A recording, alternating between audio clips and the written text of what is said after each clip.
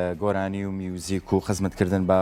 فۆلکلۆری میوزیکی کوردی و ئەو لاوانەی کە لە نێو بواری هونەردان و هەوڵێن لە ڕێگای ڤیدیۆکلیپەکانیان و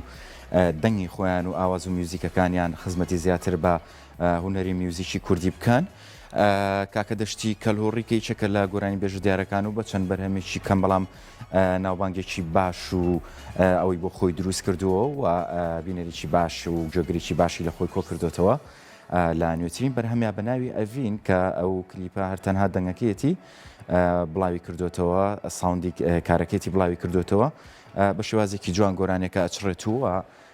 هەمیشە و هەوڵدانی ئەم لاوانە و بە هیوان لە دواتریشە کە ڤیدیۆ کلیپی بکات و بڵاوی بکاتەوە ببێتە هەوێنی باش بۆ ئەوەی بتوانن ئەوانیش جارێکی تر ببنەوە سەرچاوە بنەوەکانی داهاتووتر لە ڕێگای ئەو گۆرانیانەی کە ئەیڵێن یان ئامادەیەکەن و پێشکەشیەکەن و بتوانن خۆشەویستی زیاتر بۆ گۆرانی کوردی زیاتر بکەن و بینەر و جۆگری زیاتر لە هونەری کوردیا کۆ بکەنەوە. دەشتی کەڵهوریش وەکو لاوێک دیار لە گۆرانی میوزیکی کوردیە ئەمەش نوێترین هەوڵی خۆیەتی لە دووتوێ یەکێک لەم گۆرانیە سنگڵ تراکێکە کە بڵاوی کردوتەوە بە ناوی ئەڤینەوە.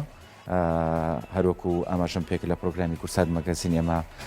ئەرکمانە کە قسە و باز لەسەر ئەم بەرهەمە نوێ هونەریانەی هونەرمەندان بکەین.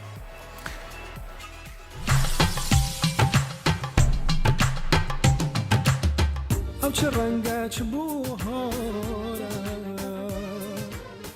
کی وەک من ئەڤین دۆرە ئەو چ ڕەنگە چ بوو لا نوێترین کاری هونەری خۆیدا دەشتی کەڵهوری هونەرمەندی لاوی دیاری باشووری کوردستان گۆرانی ئەڤینی بڵاو کردەوە لە چەناڵی تایبەتی خۆی لە یوتیوب.